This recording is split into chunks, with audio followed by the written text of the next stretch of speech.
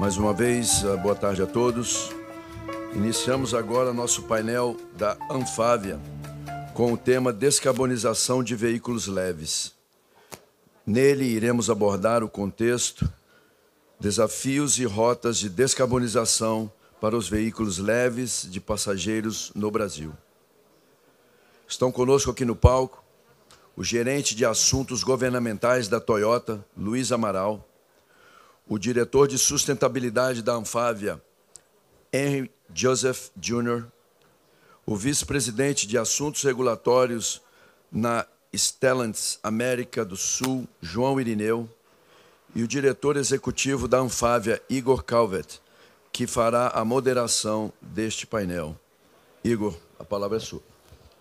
Muito obrigado à CNI. Quero saudar também aqui os meus amigos de palco, não de mesa, João Irineu, Luiz Amaral e Henry, a todos que nos assistem aqui presencialmente também. Bom, primeiro, esse painel é um painel que vai tratar de algo que, para os que vivem o setor automotivo, não é algo novo, já é um processo, algo que vem acontecendo há algum tempo, mas que, ainda assim, há um trabalho grande a ser feito. E essa é a razão de nós, Anfávia, estarmos aqui ombreados de pelo menos duas de nossas associadas, a Toyota do Brasil e a Stellantis, que, além de serem empresas globais, possuem uma atuação muito forte, né, e um mercado muito pujante no Brasil. Mas, mais do que o mercado, empresas que traduzem, de certa forma, o espírito do setor no que diz respeito à preocupação, por um lado, com as questões de sustentabilidade e a tradução disso em produtos inovadores, produtos que trazem sentido a essa discussão da sustentabilidade. E como é que nós combinamos esse painel para melhorar a interação com vocês que nos assistem, com o público também virtualmente e entre nós? Eu vou, de imediato, já passar a palavra ao Henry, que vai traçar um diagnóstico, né, das ações e do que o mercado espera em termos de descarbonização, situando isso, pode vir, Henry, isso no Brasil e no mundo, e logo após nós vamos dialogar um pouco com essas duas empresas, com a Toyota e com a Stellantis, sobre as ações delas no Brasil, e nós vamos encerrar com uma visão de futuro, né, que caminha para as questões de descarbonização. A presença do setor automotivo, como eu já comentei, ela é constante nesses fóruns, Sharm el-Sheikh, nós estivemos em Dubai, agora em Baku, e caminhamos para Belém, certos de que essas ações são ações não apenas pontuais, mas estruturais nessa modificação do setor, que está acontecendo no mundo, sim, mas fortemente no Brasil, com as nossas vantagens competitivas. Então, de imediato, Henry, se você já quiser começar a apresentar, e aí nós seguimos o nosso diálogo. Ok, Igor, bom dia aos colegas aqui de painel, às pessoas que estão aqui conosco, e aqueles que nos estão vendo pelo material.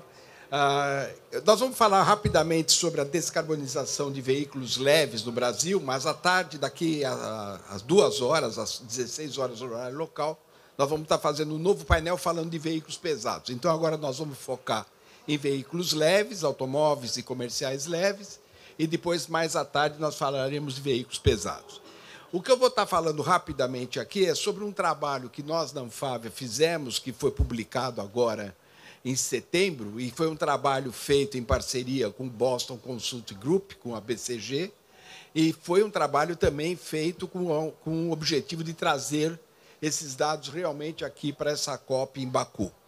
É um trabalho que fala sobre como está avançando a questão da descarbonização para o setor automotivo e dá alguma visão de alguns cenários para um futuro até 2040, que é aquilo que nós entendemos que é um prazo que nós temos que tomar algumas medidas mais significativas em termos de descarbonização do setor.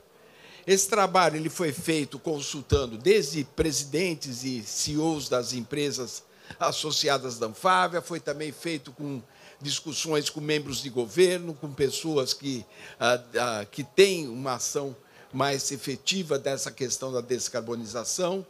Também foi feita uma pesquisa com 3.000 consumidores de veículos leves, ou seja, é um trabalho que ficou procurar também o ponto de vista do consumidor, como é que ele está enxergando essa questão de novas tecnologias que estão entrando no mercado. Fizemos também entrevistas com 40 grandes frotistas, que também trouxe uma visão do pessoal que trabalha mais com uma visão comercial com os veículos. E, finalmente, também fizemos trabalhos e workshops com 10 representantes da própria BCG de diversas partes do mundo, da Índia, da China, dos Estados Unidos e da Europa. Então, é um trabalho que procurou juntar uma série de posições de empresas e de autoridades em termos dessa questão da descarbonização no setor brasileiro.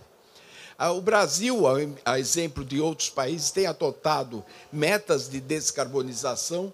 Esse número que está aqui colocado, mostrando que o Brasil tem uma meta de 53% de redução até 2050. Esse número já foi alterado pelas autoridades brasileiras, que passaram a utilizar números mais significativos e mais avançados que esse, mas mostra realmente um comprometimento da nação em termos de alcançar valores de descarbonização para toda a sua indústria, para todos os seus setores. Falando do nosso setor, é o setor de transporte. No Brasil, das emissões do Brasil, cerca de 13% são as emissões relativas ao setor de transporte, e dentro do setor de transporte, 11% são as emissões relativas aos veículos terrestres, automóveis, caminhões e comerciais leves. Ou seja, nós não somos a maior parte do problema, mas entendemos que temos um caminho, uma necessidade e um compromisso a ser assumido também em termos de descarbonização. E isso nós já temos visto dos produtos que estão sendo colocados no mercado brasileiro. Mais recentemente, nós temos visto que várias empresas têm ofertado veículos com tecnologias voltadas à descarbonização, mais tecnologias em termos de eletrificação, que são tecnologias que no mundo inteiro têm sido apresentadas, e no caso brasileiro esse número também essas tecnologias também estão presentes e vem crescendo as vendas dessas tecnologias, chegando a 4,5% das vendas no ano passado, em 2023, e esse ano nós vamos fechar o ano com cerca de 8% das vendas em termos dessas novas tecnologias, ou seja, é um número bastante expressivo dentro das vendas nacionais de veículos leves de um modo geral. No caso brasileiro, nós entendemos, e há um entendimento da indústria, claro, de que não é somente com as questões de tecnologia dos veículos que nós vamos conseguir alguma redução mais significativa. No caso brasileiro, todos sabemos, a presença na matriz energética brasileira dos biocombustíveis é tida como uma ferramenta formidável e muito eficiente para também nós conseguirmos uma redução das emissões dos veículos de um modo geral. E, então, nesse caso, a gente entende que a descarbonização brasileira vai ser, na realidade, uma somatória de esforços, tanto do setor automotivo com novas tecnologias, como também com uma maior aplicação de biocombustíveis na frota existente, nos veículos existentes. Obviamente, tecnologia para utilizar biocombustível também tem sido desenvolvida, e nós vamos ver que há várias combinações de tecnologia de eletrificação com o uso de biocombustível, que permite que os veículos tenham um resultado ambiental bastante expressivo. O trabalho, e esse talvez seja o slide mais fundamental dessa apresentação, na realidade, o trabalho ele avaliou 4 diferentes cenários. O primeiro cenário, que é esse cenário número 1, é um cenário de transição gradual, ou seja, é aquilo que nós entendemos que vai acontecer em termos brasileiros até 2040, conforme as regras, as questões que já estão colocadas, as legislações já colocadas, aquelas que já estão no radar de que devem ser adotadas nos próximos anos, Enfim, é como vai se comportar a descarbonização conforme as regras já postas.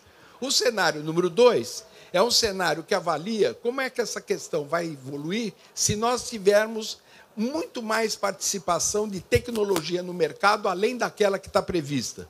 E essa maior participação viria em função de novas metas que sejam adotadas, em função de novos incentivos que venham a ser adotados, em função de legislações que proíbam tecnologias que venham a ser adotadas. Enfim, o que aconteceria se nós tivéssemos uma intensificação de tecnologia no mercado, além daquilo que hoje já está previsto que deva acontecer até 2040. Um outro cenário, que é aquele cenário número 3, é o contrário. Ao invés de maior tecnologia, nós estamos avaliando o que aconteceria no mercado, em termos de descarbonização, se nós tivéssemos uma intensificação do uso de biocombustíveis, além daquilo que já está projetado de acontecer até 2040. E o quarto cenário é uma combinação desses dois caminhos, mais tecnologia, mais biocombustíveis, e como é que essa questão vai evoluir em termos de descarbonização.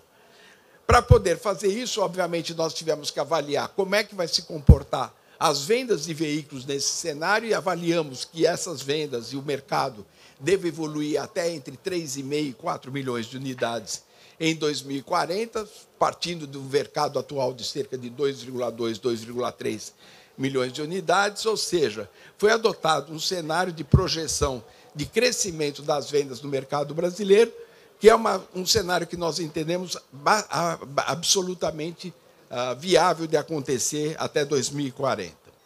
E dentro desse cenário, então, nós projetamos como ficariam as vendas dessas novas tecnologias no mercado brasileiro. E nós vemos que no cenário de transição gradual, que é aquele que nós entendemos que vai ocorrer conforme as regras já adotadas atualmente, nós deveremos atingir até 2040 cerca de 86% das vendas deverão ser de veículos já com algum nível de tecnologia. Sendo que, a partir de 2030, nós vemos que as vendas dessas novas tecnologias já passam a ser mais da metade das vendas do mercado brasileiro. Mas ainda continuaremos tendo veículos com tecnologias anteriores, veículos de combustão interna, que ainda vão perdurar, vão diminuindo cada vez mais na participação, mas ainda vão perdurar até lá. Isso principalmente em função do poder aquisitivo no Brasil, em função daquilo que vai estar sendo ofertado. É impossível a gente imaginar que a gente consiga avançar com novas tecnologias mais do que esses valores que estão aí colocados. No cenário de aceleração das tecnologias, nesse caso, nós ultrapassamos aquilo que seria o esperado e entendemos que poderíamos ter um cenário que poderia chegar a ainda maior número de tecnologias, mas mesmo nesse cenário ele chegaria a 91% das vendas de veículos novos em 2040 com essas novas tecnologias. Apesar de ser números bastante expressivos, nós vemos que até lá, mesmo assim, ainda vai perdurar a venda de veículos com combustão interna tradicionais do mercado brasileiro. A questão é como é que essas tecnologias vão estar presentes na frota brasileira, não somente nos veículos novos, mas o que deve acontecer com a frota. E nós verificamos nesses dois cenários, tanto no cenário gradual, onde nós passaremos a ter cerca de 37%, 35% das vendas da frota brasileira em 2040 seriam de veículos com essas novas tecnologias, ou seja, é um número bastante expressivo, mas ainda é uma parte menor da frota total rodando no Brasil. E diga-se de passagem, aqui o Brasil tem uma dificuldade de renovação de frota, nós temos ainda uma presença bastante significativa de veículos mais antigos rodando na frota brasileira, que, de certo modo, acabam diminuindo a participação dessas novas tecnologias na frota total. E no cenário de transição mais acelerada, nós conseguiríamos chegar nesse cenário a 42% da frota, mas ainda assim seria menos da metade da frota teria essas tecnologias. E como é que seria o resultado disso em termos de redução de CO2? Nós vemos que, em termos de redução de CO2, quaisquer um desses 4 cenários, individualmente, na frota brasileira, nós teremos, sim, uma redução das emissões de CO2 em função, principalmente, aí nós estamos considerando também a participação do biocombustível, considerando a questão do poço à roda, ou seja, considerando também o impacto que os biocombustíveis têm favorável em termos de CO2, nós podemos ver que haverá uma redução bastante significativa em termos de redução de emissões de CO2 individualmente do veículo. A questão é que a frota aumenta. Então, mesmo que individualmente esses veículos tenham uma redução, o volume total da frota acaba aumentando, a frota acaba, de certo modo, não deixando que esses números sejam tão expressivos. E aqui nós temos, então, os resultados em termos de redução de CO2. Nós vemos que, no cenário de transição gradual, a frota brasileira não vai diminuir o número de emissões de CO2. Ela vai crescer menos, sem dúvida, mas, ainda assim, nós teríamos um aumento de 8% nas emissões de CO2 até 2040. No cenário de transição mais acelerado, onde nós teríamos mais tecnologia, nesse cenário a gente consegue reduzir um pouco as emissões de CO2 de 2% até 2040. No cenário com maior presença de biocombustíveis, esse cenário já tem um resultado ainda melhor, principalmente porque a frota brasileira existente já é de 85% de veículos flex, que pode usar mais biocombustíveis, e que, então, se passarmos a usar ainda mais biocombustíveis, isso tem uma resposta bastante grande com a frota já existente. Em função disso, nós conseguimos uma redução de CO2 de 4%. E se nós tivermos uma combinação de esforços, tanto do uso de tecnologia como do uso de mais biocombustíveis, nesse cenário a gente consegue, sim, uma redução de 15% na frota de veículos leves em termos de emissão de CO2. E, como um byproduct, como um subproduto dessa questão, nós teríamos também uma redução das emissões dos poluentes urbanos, que, em função dessas novas tecnologias, teria uma redução bastante significativa, podendo chegar a 33% de redução até 2040. Senhores, esse é, então, o pano de fundo daquilo que vai estar colocado aqui. Obrigado. Henry, obrigado, viu, pela sua apresentação. Eu acho que a sua apresentação, Henry, traz vários leads para a gente começar a discussão. E eu queria mencionar dois, se você me permitir, Henry. Primeiro, você mostrou que esse esforço todo do setor de transportes hoje corresponde a 13% das emissões no Brasil. Então, tem países, posso colocar a União Europeia, a China, os Estados Unidos, sempre com um patamar superior, né? Acho que a União Europeia chega a 29%, os Estados Unidos, 1/4 de toda a emissão é do setor de transportes, no Brasil, 13% das emissões, o que ainda assim é uma agenda bastante grande para a gente. Então, esse é o primeiro ponto meu, eu acho que é importante como mensagem deixar claro aqui. O segundo ponto que eu queria chamar a atenção é em relação a esse seu último slide, né? Nós temos várias trajetórias no setor de transportes, em especial no nosso, né, então estamos falando de veículos leves, para atingir uma descarbonização maior. E o que você mostrou é que a gente precisa, ao mesmo tempo em que acelera a adoção de novas tecnologias, também intensificar o uso de algo que dê uma vantagem competitiva brasileira, que são os biocombustíveis.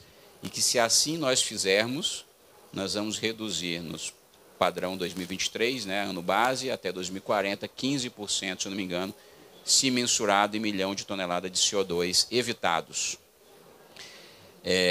E aqui a gente tem ainda duas empresas globais, entretanto, com uma presença muito forte no Brasil, líderes de mercado no Brasil. Vou começar com a Stellantis, Luiz, se você me permitir, e o João Irineu, que é o vice-presidente de sustentabilidade. E aí eu já conectado com essa dimensão, João, queria te perguntar, hoje, no mundo e no Brasil, como a Stellantis vê o processo de descarbonização?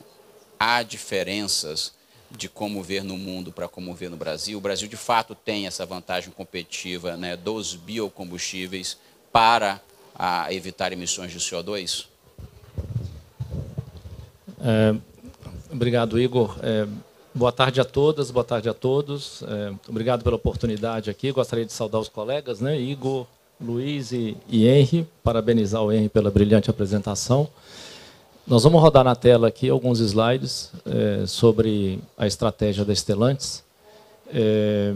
Essa estratégia é baseada em alguns aspectos. Primeiro, de explorar ao máximo a nossa região, uma região tipicamente de baixo carbono, sobre vários aspectos.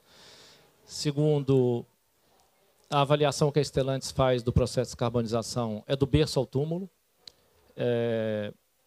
E terceiro, adensamento da cadeia aqui na região, da cadeia produtiva. Exatamente. Então, ou seja, nós precisamos adensar a cadeia produtiva, nós temos todo o potencial, como a gente viu nos slides, com uma visão externa, independente, né, isenta da BCG com a Anfávia, de um mercado onde a gente tem todo o potencial para poder descarbonizar de uma forma sustentável.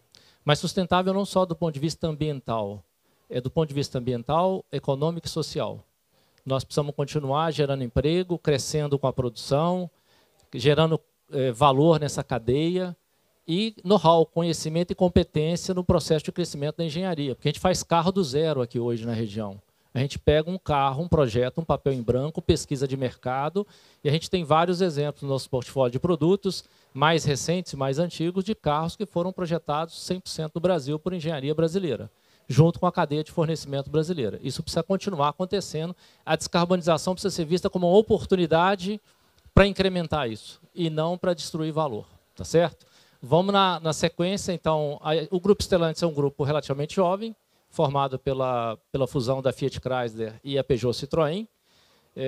São 14 marcas, aqui no Brasil, predominantemente Peugeot, Citroën, Fiat, Jeep e Ram.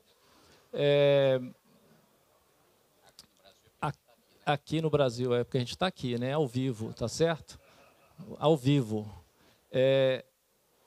A Stellantis tem uma responsabilidade muito grande no processo de descarbonização, porque ela é responsável por 30% de market share no mercado brasileiro. Cada carro vendido, cada 3 carros vendidos, um da Stellantis. E 23% na América do Sul. Então, nosso processo de descarbonização é de compromisso, né? Eu disse, nosso perímetro de atuação são veículos leves e comerciais leves, e vai desde o carro de entrada do segmento A, o MOB, até o veículo premium mais caro, né? Sempre na linha de passeio e comerciais leves, tá certo? Então, penetração importante no mercado, grande responsabilidade no processo de descarbonização. Stellantis, ao ser formada, montou um programa de descarbonização, e aí vem a diferencial do berço ao túmulo. Então, eu repito e insisto, do berço ao túmulo, desde a mineração, da retirada de materiais da natureza, até o fim de vida do carro. Esse processo, esse programa chamado Dare Forward, ele definiu a pegada de carbono em 2021, com a formação da empresa, em todos os países do mundo, principalmente o Brasil. O Brasil tem uma participação importante no processo, por causa da sua matriz energética mais limpa, e definiu que nessa pegada de carbono de 2021, do berço ao túmulo, ele precisa reduzir 50% em 2030 e net zero em 2038. Grande responsabilidade, uma ambição alta, e com esse espírito nós vamos discorrer aqui a apresentação. Aqui é só um slide para mostrar o Brasil, que tem um perfil de emissão de CO2 equivalente diferente em relação às outras regiões. Não é aquele que mais emite, né? Nós estamos numa ordem ali, China, Estados Unidos, Europa, Índia, e o Brasil está lá na frente, mas ele tem um perfil diferente de emissão de CO2, onde a gente tem uso da terra, agropecuária, respondendo por mais da metade, tem energia 19%, bem diferente das outras regiões, onde a geração de CO2 equivalente para a geração de energia é muito alto, né, em função da matriz energética desses outros países, e o setor de transporte está ali em 4º lugar. Matriz energética, a gente fala que Brasil e Noruega têm uma particularidade, né? Matriz energética, metade baixo carbono e metade carbono intenso. A França tem uma situação um pouco diferente por causa da emissões, por causa do uso da energia nuclear, mas as outras regiões, predominantemente, carbono intenso, que é a cor laranja que a gente vê nesse gráfico, né? Então, o Brasil precisa aproveitar essa oportunidade. Aqui a gente tem uma visão do que como foi o fechamento, de acordo com a Agência Internacional de Energia, como foi o fechamento de veículos de baixo carbono no mundo, nas principais regiões do mundo, né? A gente vê que a Noruega é um ponto fora da curva. Ela vende 95% de veículos de baixo carbono, tem uma frota circulante de veículo baixo carbono que está aumentando, mas são veículos predominantemente elétricos, né? No Brasil, a gente acrescentou uma informação lá do lado direito, verdinha, que é o uso do etanol, que estava dizendo o Henry na apresentação dele, junto com a BCG, né? Ou seja, a gente vende etanol, 30% de etanol e 70% de gasolina, que nossa gasolina é um blend com etanol, né? 27% de etanol lá dentro. Então, tem 30% de etanol E100, que nós vendemos todos os anos, e 70% de gasolina. Isso faz com que 30 e poucos por cento dos nossos carros que estão rodando hoje no Brasil já sejam baixo carbono. Tão baixo carbono quanto um carro rodando 100% energia elétrica. Então, a solução, de novo, aquele equilíbrio que a gente disse no início, ambiental, econômico e social, a gente precisa ter soluções de baixo carbono acessíveis. Num país em desenvolvimento, onde 1% da população compra carro. 1% da população compra carro. São pouco mais de 2 milhões, com 200 e tantos milhões de habitantes. Então, 1% da população compra carro zero. Nós precisamos de soluções realmente de baixo custo para descarbonizar. Bom, a Stellantis, então, com o programa Dare Forward, de descarbonização do berço ao túmulo, desenhou o inventário dela em 21, definiu o inventário de carbono em 21, tem que reduzir 50% em 2030 e net zero em 38. Sabendo que o net zero em 38, ele não vai ser zerado, é net zero. Nós vamos ter que capturar carbono para poder compensar o resíduo que tem, que tecnologicamente a gente não vai conseguir zerar. Isso aqui é Stellantis no mundo, tá? E o Brasil vai dar uma boa contribuição aí dentro desse processo pela sua própria matriz energética. E ali tem um outro detalhe nesse gráfico interessante, tracejado, aquela cor tracejada. Não adianta fazer carro elétrico 100% elétrico. Nós não vamos zerar as emissões. A gente precisa fazer carro de baixo carbono, combinando vários níveis de eletrificação e biocombustível. E mesmo assim nós vamos ter que atuar na cadeia. Mineração, fabricação de matéria-prima, e o carro é feito de aço, predominantemente, plástico e alumínio. Depois a gente precisa transportar isso para a fábrica, são 4 mil componentes num carro, é feito pela cadeia de fornecimento, precisa trazer isso para dentro da fábrica, a fábrica monta o carro, a gente distribui o carro, precisamos estimular o cliente a usar o biocombustível, e depois esse carro tem um fim de vida. Depois de 250 mil quilômetros, ele precisa ser desmobilizado. E a gente precisa reciclar o carro precisa ser reciclado. Esse é um outro trabalho que nós precisamos desenvolver como política industrial. Tem muito carro hoje, né? Tem muito aço, plástico e alumínio enferrujando em pátios, em oficinas, no interior. A gente precisa trazer isso para dentro da cadeia de novo e gerar valor com isso. Economia circular. Por isso é que é importante fazer a descarbonização do berço ao túmulo. A gente precisa enxergar o todo, não só o automóvel, né? Então, esse gráfico é um gráfico didático representando o ciclo de vida do produto. Começa lá na mineração, na parte superior esquerda. Mineração, depois fabricação da matéria-prima, fabricação do componente, logística para trazer para a fábrica. Aquele quadradinho do meio na parte superior é a fábrica, é o escopo 1 e 2, né? E ele representa a menor porção das emissões de CO2. Depois tem o uso do carro embaixo.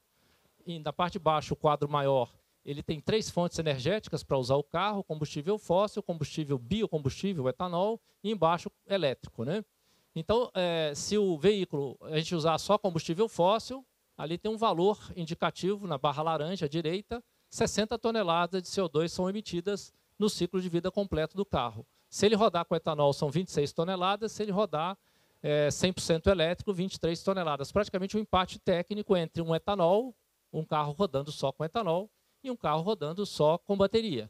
Como disse o Henry na apresentação dele, 85% da nossa frota é flex e é capaz de rodar com etanol.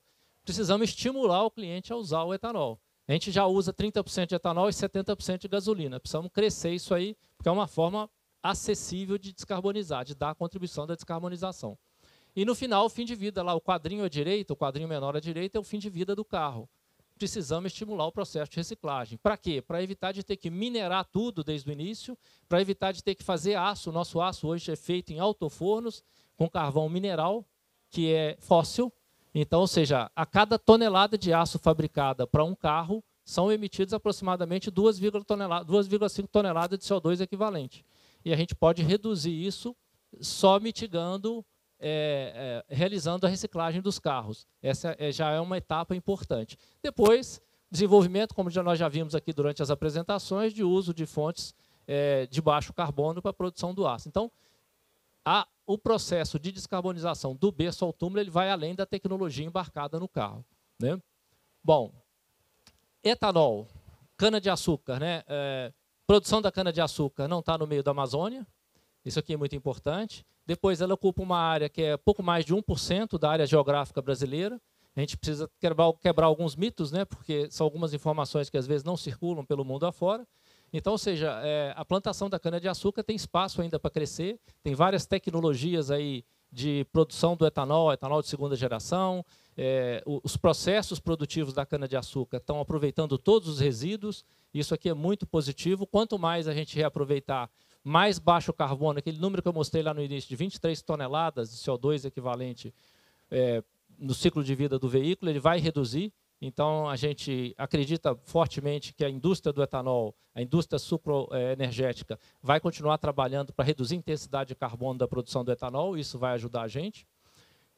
Então, baseado nisso, nesse panorama global e local, a gente criou o programa BioHybrid, combinação de biocombustível e diferentes níveis de hibridização. Nós vamos colocar em produção 5 plataformas. O uso do etanol e do flex vai ser bastante intenso nos veículos de entrada, que precisam de tecnologias mais acessíveis. Depois a gente tem o BioHybrid de baixa voltagem, que é a segunda plataforma, 12 volts de bateria de lítio. Depois um sistema híbrido de 48 volts, todos dois bastante acessíveis. Essas 3 primeiras plataformas, da esquerda para a direita, são bastante acessíveis para a população brasileira, em segmentos do tipo A, B e C. E depois as 2 plataformas da direita, de híbrido plug-in e 100% elétrico, também vão fazer parte do nosso portfólio. Existem alguns casos onde a aplicação do veículo 100% elétrico é muito bem-vinda, né? Sistemas de entrega, por exemplo, que rodam pouca quilometragem no circuito urbano, 200 km por dia, e podem usar uma bateria menor, de capacidade menor, o custo da manutenção do carro é baixo, o custo do quilômetro rodado da energia elétrica é 1/3 do custo com combustível fóssil. Então, existe espaço para uso da eletrificação de alta voltagem, volumes menores. Então, a gente precisa ter um portfólio de produto, como eu disse, vai do segmento A até o segmento premium. Nós temos que encaixar e espalmar diferentes níveis tecnológicos para que o cliente brasileiro tenha a descarbonização de uma forma acessível, né? Então, essa é a nossa estratégia. Nós lançamos, semana passada, espero que passe o slide. Não é vídeo. Aqui, passou. Nós lançamos a primeira plataforma, Mild Hybrid 12 volts, o híbrido leve, foi lançado semana passada, como um primeiro step do nosso processo de eletrificação. E vão seguir aí, ao longo de agora até 2030, outros lançamentos para poder cumprir aquele cronograma que eu mostrei no slide anterior de diferentes níveis de eletrificação. Pulse e Fastback estão com essa tecnologia, são tecnologias que têm uma economia de combustível aí de 12% a 28% e bastante acessível, né? O preço é de R$2.000 a mais em relação à versão de base. Então, a relação custo-benefício da mitigação de 1 grama de CO2 é a mais competitiva do mercado, tá certo? Pela característica da tecnologia. Bom, próximo passo, estou terminando já, Igor. Eu disse que não basta fazer descarbonização do sistema de propulsão do carro, na tecnologia embarcada. Como é berço ao túmulo, nós precisamos atuar também no restante da cadeia. E aquela faixa azul ali representa toda a cadeia de valor do automóvel que está fora do uso do automóvel. Então, mineração, produção da matéria-prima. Então, o projeto do carro precisa nascer com materiais verdes. Então, é um trabalho que nós estamos fazendo para os carros que estarão em produção em 2030, para fazer os 50% de redução. Projeto de materiais com baixo carbono. Uso de energia baixa, tanto nos fornecedores quanto nas plantas. Processo de rota logística de transporte das peças de baixo carbono, biometano e biocombustível, no caso o biodiesel, são muito importantes nesse processo. E economia circular no final da cadeia. Nós precisamos estimular a reciclagem e a aplicação dos 4 R's, né? Ou seja, a recuperação de material que a gente não consegue reciclar, a reciclagem de material. Nós precisamos pegar a remanufatura dos motores e transmissões, remanufaturar e revenda. Nós precisamos revender as peças usadas que ainda têm aplicação. Então, ou seja, o processo de reciclagem é um processo muito amplo que vai gerar valor na cadeia. Tá certo? E, por último, eu disse que a gente não consegue zerar. Esse é o último slide. A gente não consegue zerar as emissões em 2038.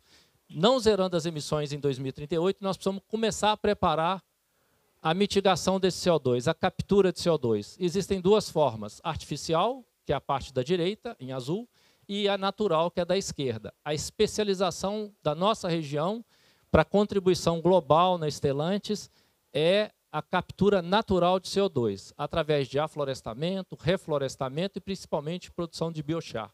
Isso aqui é um tema que eu acho que vale a pena a gente debater numa próxima oportunidade. Então, nossa região se especializa na parte da esquerda, que é a parte verde, captura natural de CO2, e as outras regiões vão se especializar na captura artificial com investimentos industriais para a captura do CO2. Muito obrigado pela oportunidade. Isso aqui é o vice-presidente, né? A gente deu início ao processo de abastecimento com etanol nas nossas plantas, né? É uma das ações de descarbonização, fora das plataformas veiculares, né? Nós estamos abastecendo os carros agora na planta lá da região Nordeste com etanol. Então, o primeiro enchimento com etanol. Era isso que eu tinha que apresentar e muito obrigado pela oportunidade. Vamos passar a bola. João, obrigado.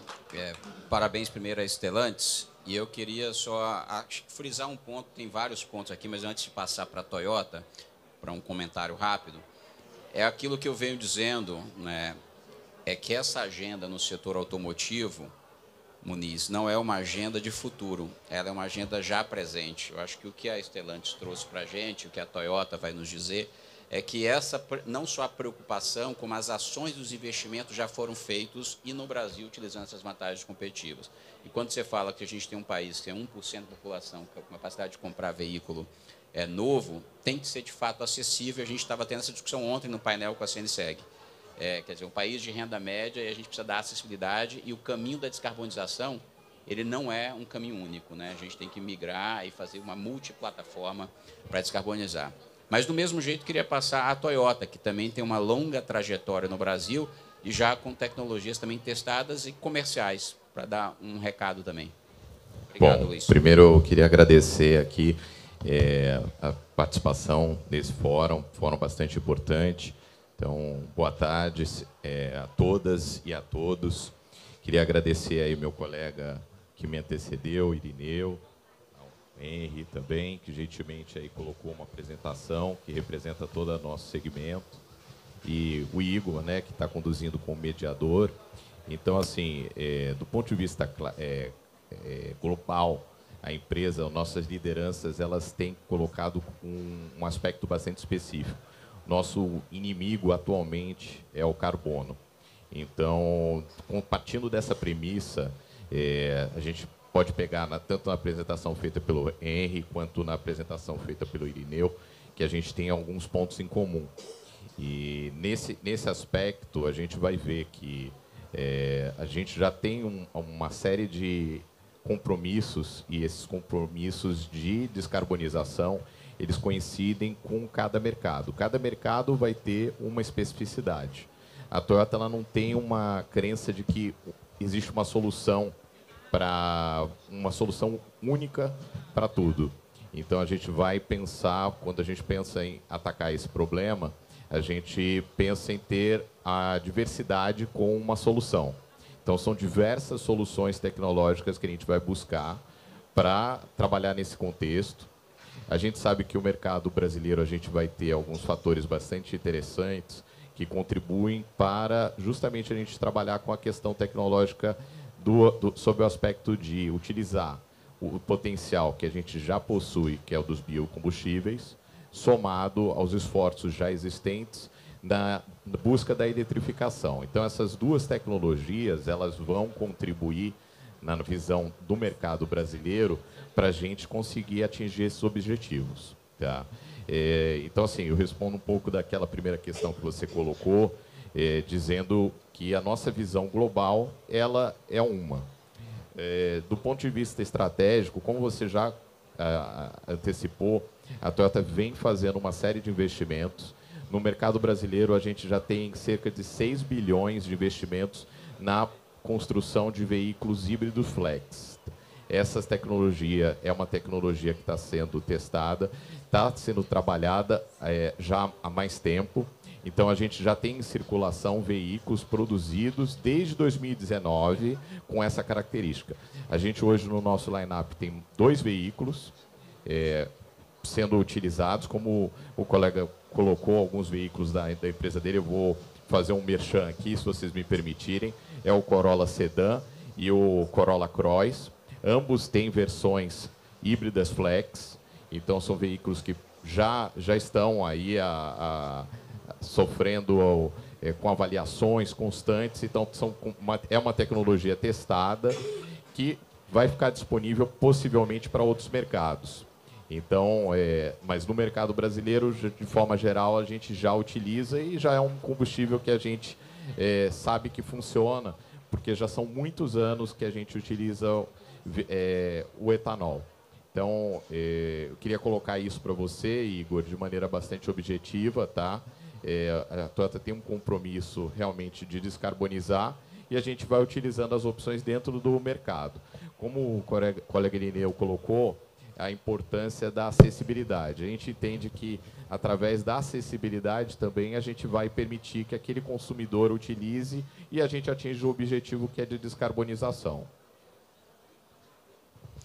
Obrigado, Luiz. Eu estava tirando uma dúvida aqui com o Irineu. A gente ainda tem 10 minutos de painel e eu queria fazer uma pergunta para o Henry, depois uma para você e a gente conclui. Para o Henry, né, como eu acabei de mencionar essa dimensão, Henry, você mostrou um pouco qual é o diagnóstico que o mercado, o que o mercado vai estar exigindo. Tem uma mudança de padrão de consumo, né, os consumidores estão exigindo outras coisas, mas a gente vem de uma trajetória no Brasil bastante longa de descarbonização, parte dela trazida pelo João Irineu. Aqui você tributa essa longa trajetória de descarbonização.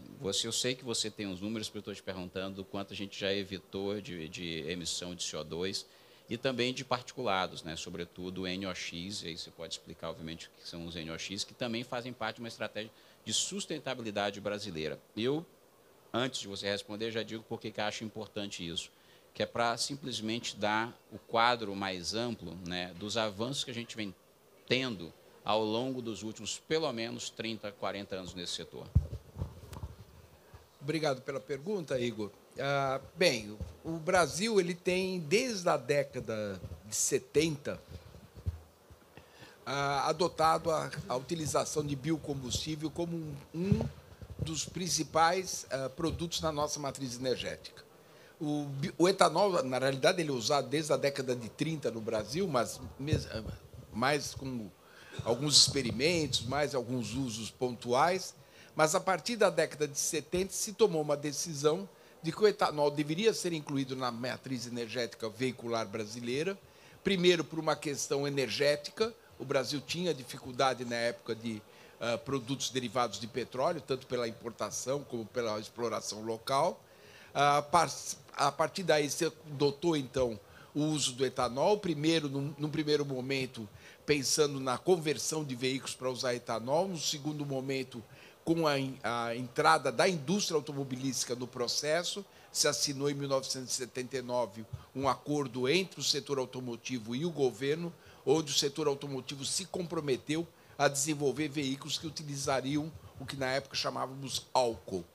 E esse programa, o Proálcool, ele passou a vigorar a partir de então.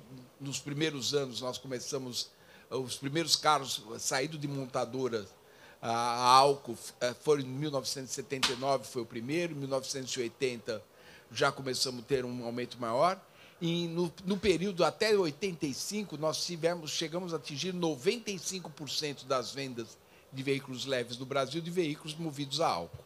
Então, isso trouxe para a indústria automobilística, sem dúvida, um know-how violento de como é o uso desse biocombustível. Como também trouxe para os produtores de etanol uma visão bastante clara do que precisaria ser feito na produção do etanol para que se pudesse aparar as arestas que tinham no uso desse combustível, que no primeiro momento era agressivo, no primeiro momento os veículos tinham dificuldade da partida, tinha um problema na época até de miscibilidade com gasolina, mas depois isso tudo foi superado e passamos a ter um produto que passou a ser parte do dia a dia do brasileiro. Tivemos alguns problemas no primeiro momento, mas em 2003 a indústria automobilística voltou com o veículo flex. E aí foi a liberdade total para o consumidor, que teve um produto que podia usar qualquer combustível. Desde então, o Brasil, acho que deita e rola com essa questão do uso de biocombustíveis, tanto que, não, como nós mencionamos, 85% da frota brasileira é de veículos flex. há uma participação nas vendas de combustíveis líquidos no Brasil, cerca de 40% hoje é de etanol no mercado brasileiro, poderia ser maior, aí é uma questão de produção, uma questão de competitividade com outros combustíveis, mas, enfim, o Brasil, nesse aspecto, ele tem realmente uma condição bastante forte. Temos vantagens também na emissão de outros poluentes, o uso do etanol diminuiu drasticamente a emissão de alguns poluentes que eram problemas sérios na cidade. Também tivemos programas de controle dos poluentes, o Proconv, que reduziu, hoje, nós, se compararmos, 97% menos emissão de poluente do que era o veículo até antes desses programas. Ou seja, nós temos caminhado a passos largos em tecnologia e no uso de biocombustíveis. Por isso que, na hora que os colegas aqui falam de combinar essas duas coisas, eu sei que eles estão nadando de braçada num campo que eles têm o know-how para fazer isso. Henry, obrigado. A gente já está terminando. Eu queria concluir com você, João. A gente fica falando, você colocou isso sobre o berço ao túmulo, e ontem alguém falou comigo que essa história do berço ao túmulo parece discussão meio quase existencial e filosófica do setor automotivo. Poucas pessoas entendem, e você colocou ali muito claramente, né, a maneira como a gente tem que mensurar isso. E eu sinto falta aqui, né, talvez em Belém, a gente vai ter que ter um painel um pouco sobre berço ao túmulo, trazendo a cirurgia, trazendo outras partes dessa cadeia. Qual o desafio, em 2 minutos, que você vê para a gente conseguir, no setor automotivo, implementar berço ao túmulo? O desafio é falar em 2 minutos. Mas vamos lá, vamos tentar ser didático. Eu disse que a cadeia é extensa, começa a mineração, fabricação da matéria-prima, conectar tudo isso. Porque a emissão de CO2 é de todos, tá certo? De todos nessa cadeia. E ela está desconectada. Tem um que vai chegar em 2050, tem um que chega em 2040. Nós precisamos conectar isso aí com política pública, com... eu vou dar um exemplo, né? Nós trabalhamos com Inovar, Rota 2030, Inovar em 2017, Rota 2030 em 2022, e agora estamos discutindo o programa Mover para 2027. Então, a indústria de veículos leves, ela já vem praticando a descarbonização que sai no escapamento do carro, com o Inovar, com Rota 2030. O Mover já coloca um conceito novo, do poço à roda. Então, leva em consideração a produção de energia que vai para o carro e o que sai no escapamento do carro. E o programa Mover já coloca também diretrizes para definir a metodologia do berço ao túmulo. Aquilo que a Stellantis está aplicando agora, já com data definida para 2030 e 2038, o programa Mover está trazendo. Então, acho que isso é um salto importante como política pública para conectar todos os setores.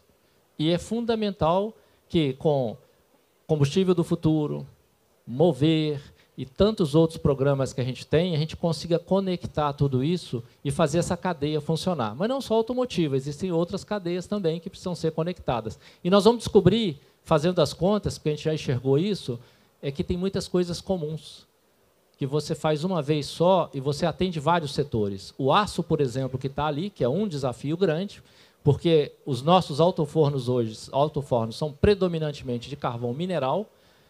Quando a gente passar isso para um baixo carbono, misturar com baixo carbono e trazer material da reciclagem para reduzir a dependência do forno primário, nós vamos estar mitigando CO2 não só para a indústria automotiva, mas construção civil, linha branca e outros. Então, ou seja, nós vamos descobrir várias áreas comuns como política pública, tá certo? Então, acho que os desafios estão ali, soltos, e a gente precisa conectá-los. Eu acho que Belém é uma grande oportunidade para a gente fazer essa conexão. É a história do compromisso intersetorial. A gente comentava que a COP, né, do Belém vai ser do Brasil, mas todos os setores, no fundo, pelo menos o nosso setor, tem essas conexões para atingir berço ao túmulo para o nosso setor, tem que ter compromisso intersetorial, não tem outra maneira. E não falta metodologia de cálculo, número, está tudo aí para quem quiser fazer a conta. Tá certo? E se juntar a Stellantis nesse desafio aí de descarbonização do berço ao túmulo. Quero agradecer a você, João, Luiz, Henry e a todos também que nos assistem. Muito obrigado. E, do que depender do nosso setor, continuar descarbonizando. Obrigado a todos.